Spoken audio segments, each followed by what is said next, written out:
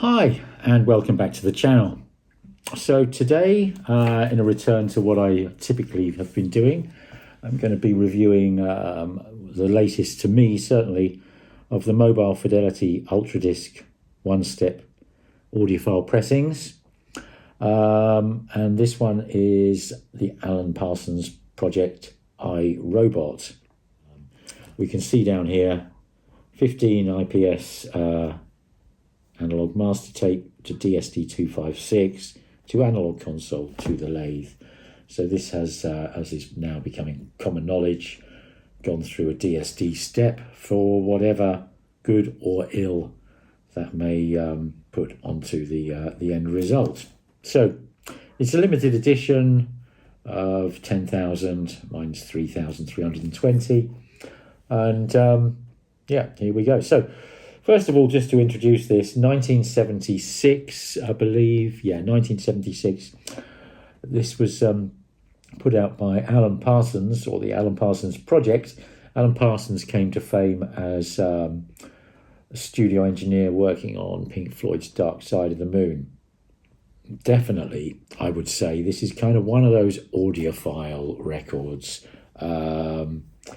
It's very, very, very obvious in a way that it's put out by someone who's ultimately an engineer rather than, I would say, a great creative. It's very, very, very derivative. There's you know the game charades, there's an awful lot of this, sounds like, you know? Maybe we can play a game with that, but anyway, it's a lot of sounds like. So, what do you get for your money? This was, I'll just say I got this from David Brook's business, thevinyladventure.com, and yeah, here we go. So this is a 33 1/3 MOFI one-step, only the second one of these I've got. I'm not sure whether they've released more than two. It might only be the second one they've made, but like Michael Jackson Thriller, this is just a single album, which is kind of nice in a way, because I like to, I don't like to be changing sides more regularly than was intended particularly. So inside the inner sleeve, you get a reproduction of the original sleeve and artwork, as we've got here. As you can see, it's kind of, the original was a gatefold. I open that up. That's kind of the original, and the original inside of the gatefold with all the lyrics and credits. And then MOFI always give you one of these stiffeners, which I really do like. It does help to protect the record very nicely. And inside here, one of these beautiful MOFI archival quality anti-static non-scratching inner sleeves, which are incidentally exactly the same as what Analog Productions use on their, certainly on their UHQRs. They're lovely sleeves, really are lovely sleeves. And then inside there, as we've got the vinyl, which again, it's I've discussed this before. It's I think they call it super vinyl, and it is slightly translucent. I can see through there. Very, very, very, very low noise. Although I will just say, just on the very, very, very, very last fading out of the very, very, very last track, Genesis on side 2, or Genesis chapter 1 verse 32 to be more precise, there's just a very quiet little sort of repeating rustle, which is, I cannot see a mark in the vinyl, but I'm sure, absolutely sure it is a vinyl noise. I've given it 3 cleans to try and get rid of that, and it's still there, so I don't know whether an ultrasonic cleaning might get shot of it. Who knows? We'll have to give that a go sometime. Anyway, let me just put all this back in the various covers for now, and we'll talk about how it all sounds. So the one thing is, I mean, you put this on iRobot, first track on side 1. Definitely one of my favourite tracks on the album. And as soon as you put the needle down, it's out of an incredibly black silence, thanks to the amazing vinyl. You just get this beautiful kind of, I'm guessing it's a Moog, but it might not be. I really don't know. An early analog synthesizer, anyway. I would suggest.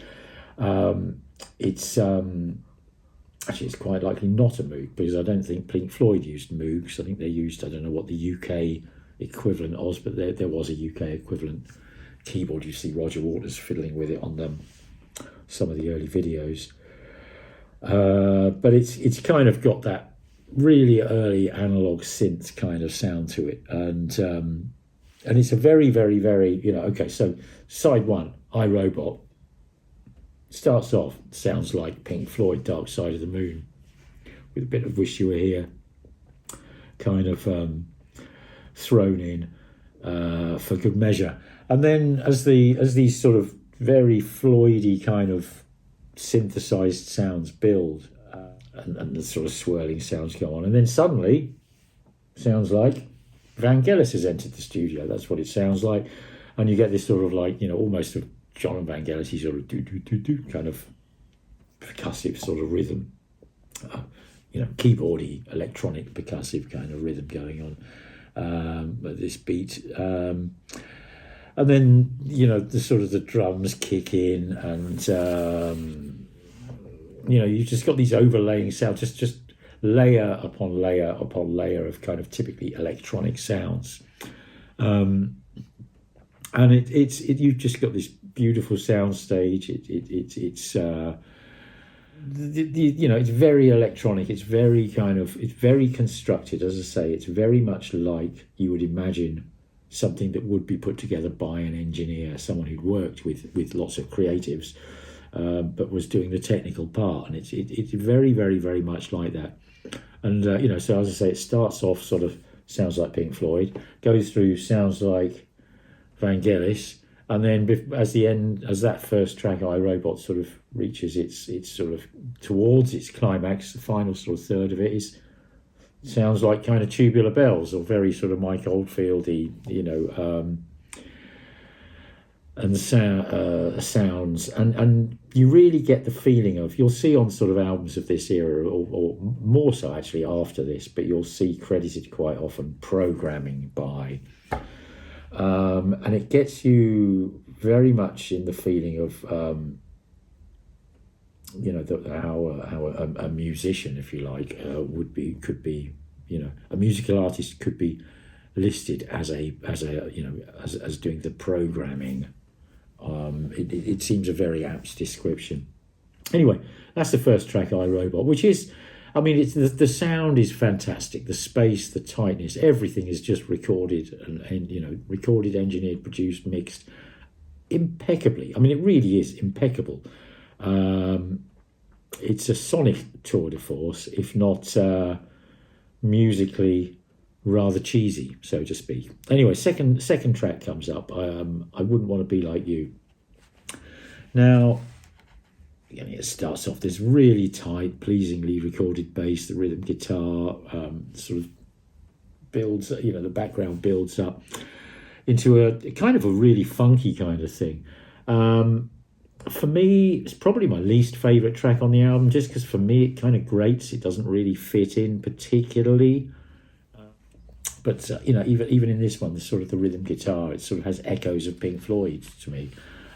So it's an impeccably recorded, it's an impeccably put together, but I wouldn't say, I think, in my own personal taste, that it's the product of a great musical composer, if you like. It's much more a product of a technician. Anyway, then we come into track 3, Some Other Time. Now, some another game here, so Some Other Time. Okay, that sounds like, I think that's a band or a song anyway. So sounds like a band. 2 words. First word. Okay, second word. So yeah, here we go. It sounds like the Moody Blues. It's got some beautiful orchestration. The interplay between the orchestration and the band is absolutely spot on. And again, it's like the sound is spectacular. The music is it's not the most. I mean, it's I've got lots of records which I kind of say are sound quality records. That's kind of the thing that happens if you work in the hi-fi industry. You get things that you can play to demonstrate to people, like holy crap, it just blows people's minds, and the sonic kind of amazement of it. And this is without a question of doubt one of those. Musically a little cheesy, if I dare say. Anyway, some of the time, just the balance of the drums, the bass guitars, the synths, orchestration, it's just absolutely hits the nail on the head. And again, just not surprising that this is the output of an awesome engineer. Track 4, Breakdown. It starts off with phenomenal bass guitar led riff. Then you've got vocals, guitars, strings, just everything kind of cutting in.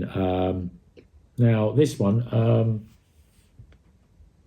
sounds like Jeff Wayne's War of the Worlds to me. The whole album is very, very, very derivative. It just sounds like this. It sounds like that. It sounds good record for playing games. Anyway, and then last track on side 1, Don't Let It Show. Gorgeous organ intro. We haven't had any organ yet, so it's like a sort of a smorgasbord of what can we use now? What's going to sound fantastic?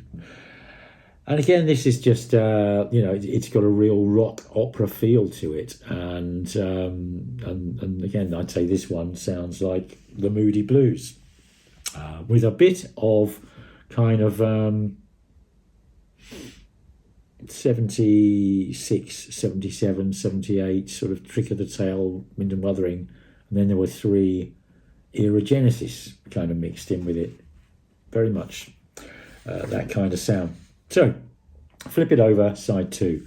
Again, this is again, I would say one of the stronger, like iRobot, with the title track, opening side 1, the voice opens side 2. And there's a whole bunch of different singers on this record. It's all just sort of, session men and, guests. And this one's Steve Harley singing this, and I think it's probably the strongest vocal performance on the record.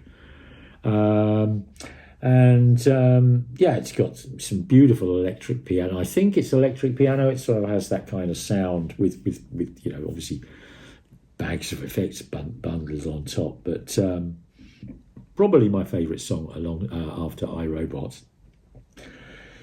Just again, the bass, all the sounds of all the instruments, they're beautifully captured and beautifully portrayed in this huge soundstage with kind of the orchestration at the back, then drums, bass sitting in front of that. I mean, just holographically recorded almost, and then the sort of the sound effects and keyboards and things kind of laying over the top like a curtain, if you like.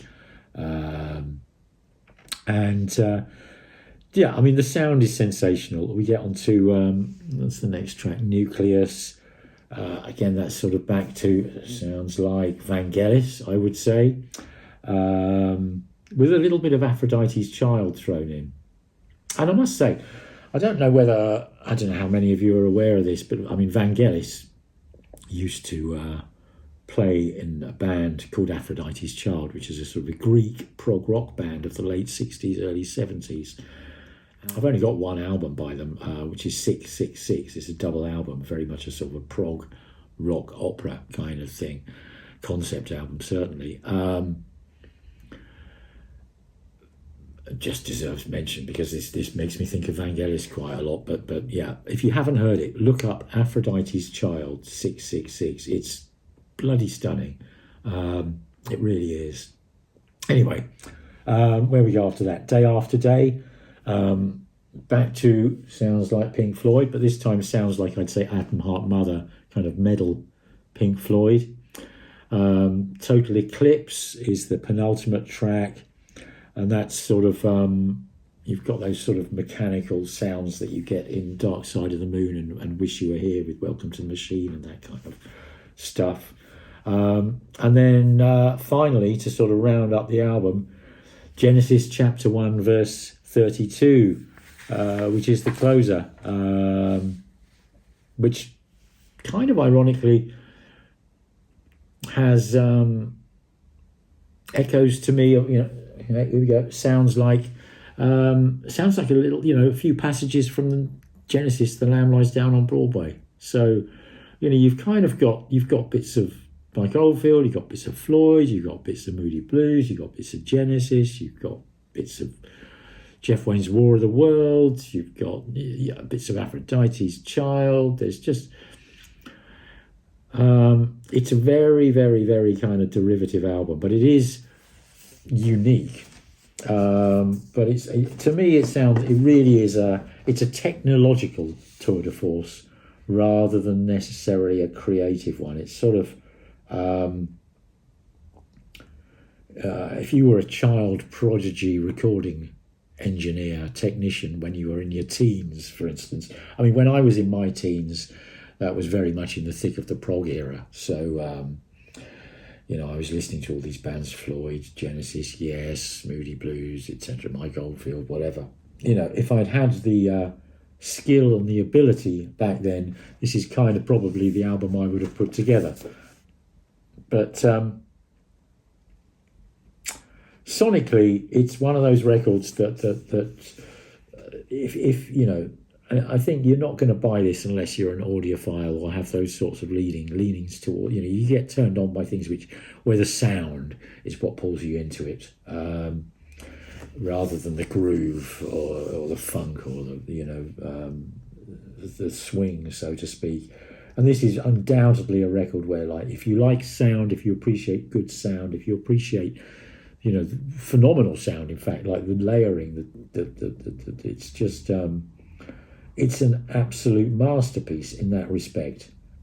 I've never had this on vinyl before, actually. I've listened to it a few times on CD, just to sort of set a reference kind of scene. But it's in almost all jobs I've had within the hi-fi industry, going all the way back to the early 80s. This was in a regularly pulled out demo record within the the shop or the company's demo sort of disc supplies. So would I recommend it? If you know the music and you like the music and you like the sound of it, 100%, because it's phenomenal sound quality. It really, really, really is. I think you need to have a listen. I would urge you to have a listen on Spotify or Tidal or Cubuzz or whatever before you buy it if you don't know the music, because it's definitely an acquired taste musically. It is phenomenal in that respect. The sound quality of it is phenomenal. There's no question. So there we go. That's my little review of the Alan Parsons Project iRobot Mobile Fidelity one-step Ultradisc 33 RPM single disc version. And just get the cover back. So on that note, I will say thank you very, very, very much for watching, and I look forward to seeing you all again soon. Thanks a lot. Bye for now. Bye.